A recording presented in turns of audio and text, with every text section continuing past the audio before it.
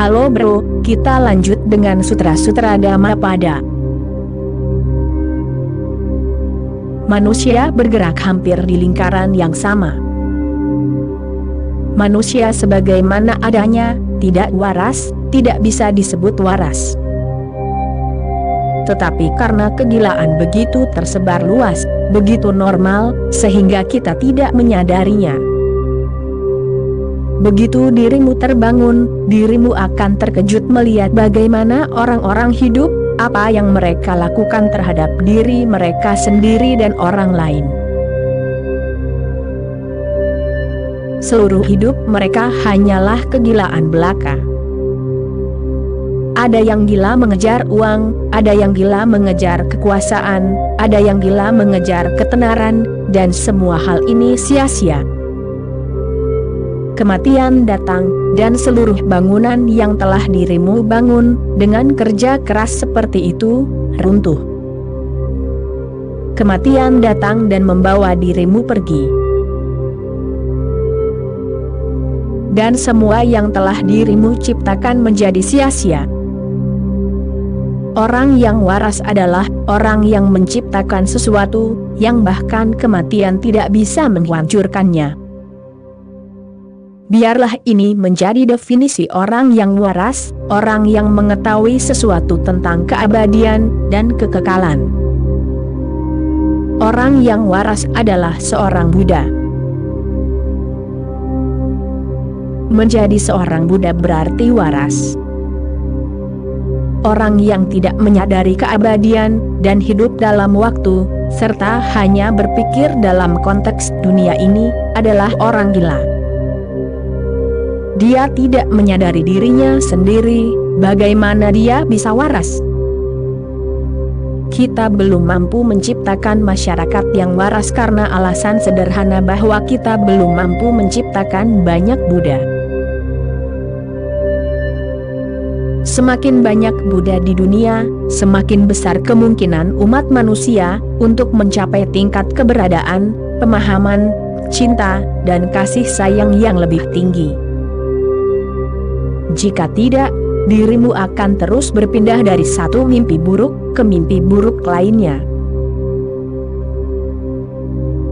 Seorang pengusaha besar sedang berdoa di sinagoge, memohon kepada Tuhan untuk membantunya mendapatkan kesepakatan senilai $50.000. Tepat pada saat itu seorang pria yang sangat miskin masuk, dan mulai berdoa kepada Tuhan untuk mendapatkan $2.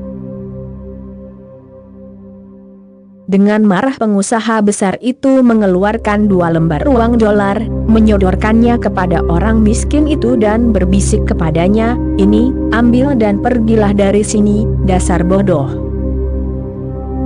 Berhentilah mengganggunya dari urusanku."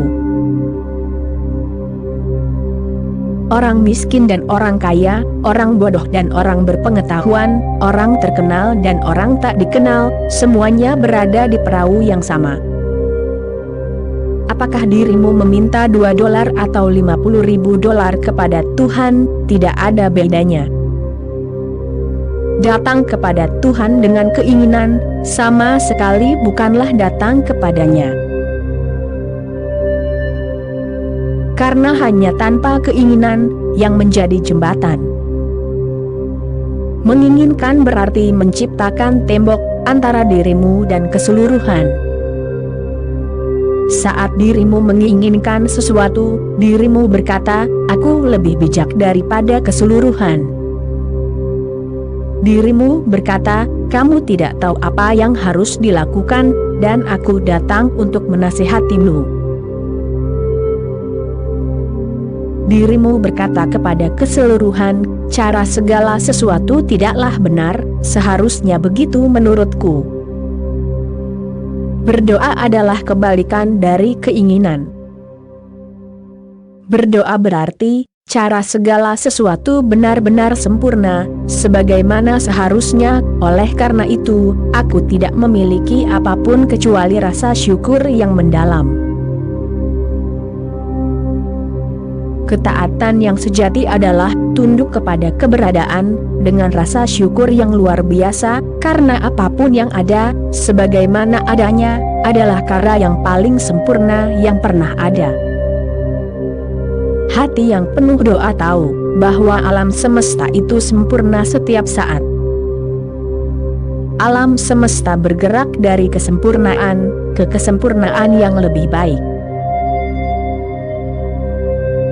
Dunia tidak bergerak dari ketidaksempurnaan ke kesempurnaan. Ingatlah, alam semesta bergerak dari kesempurnaan ke kesempurnaan yang lebih baik. Itulah pemahaman hati yang penuh doa. Namun, kita penuh dengan keinginan. Jika dirimu pergi ke sinagoge, gereja, dan kuil, dirimu akan menemukan orang-orang yang sama, dengan pikiran yang sama, tanpa ada perbedaan sama sekali. Mereka bekerja dengan pikiran di pasar, mereka pergi ke kuil dengan pikiran yang sama. Dan bagaimana dirimu bisa pergi ke kuil dengan pikiran yang bekerja dengan sangat baik di pasar? Pasar adalah rumah sakit jiwa. Dirimu harus belajar bahasa yang berbeda. Namun, orang-orang terus mengulang kebodohan yang sama. Dirimu bahkan tidak bisa membangunkan mereka, mengejutkan mereka dari tidur mereka, karena mereka menjadi sangat marah. Orang-orang terus hidup dalam dunia mereka sendiri yang kecil, ide-ide, prasangka-prasangka mereka sendiri. Mereka terus berfungsi dalam setiap situasi dengan cara yang sama. Di kuil, mereka berbicara dalam bahasa yang sama dengan yang mereka gunakan di pasar. Dalam hal cinta, mereka selalu bersikap seperti pebisnis. Semua Buddha telah berusaha menarikmu keluar dari pikiranmu. Caranya sederhana. Dalam sutra-sutra Dhammapada ini, Buddha berbicara tentang cara untuk keluar dari pikiran bodoh ini. Berikut ini sutranya. Jangan biarkan kesenangan mengalihkan perhatianmu dari meditasi, dari jalan. Bebaskan dirimu dari kesenangan dan rasa sakit. Karena dalam mendambakan kesenangan, atau dalam menahan rasa sakit, hanya ada kesedihan. Seperti tidak ada apa-apa agar kamu tidak kehilangannya, agar tidak mendatangkan kesedihan dan ketakutan. Lewati suka dan tidak suka. Dari nafsu dan keinginan, sensualitas dan nafsu. Timbullah kesedihan dan ketakutan. Bebaskan dirimu dari keterikatan. Dia murni dan melihat. Dia mengatakan kebenaran dan menjalaninya. Dia melakukan pekerjaannya sendiri, jadi dia dikagumi dan dicintai. Dengan pikiran yang teguh dan hati yang tidak menginginkan, dia merindukan kebebasan. Dia disebut Udam Soto, dia yang pergi ke hulu. Ketika seorang pengembara akhirnya pulang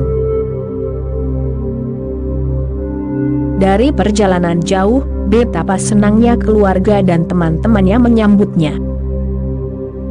Demikian pula perbuatan baikmu akan menyambutmu seperti teman dan dengan kegembiraan saat kamu berpindah dari kehidupan ini ke kehidupan berikutnya. Oke bro, sekian dulu untuk kali ini, kita sambung lagi nanti bro. Terima kasih bro.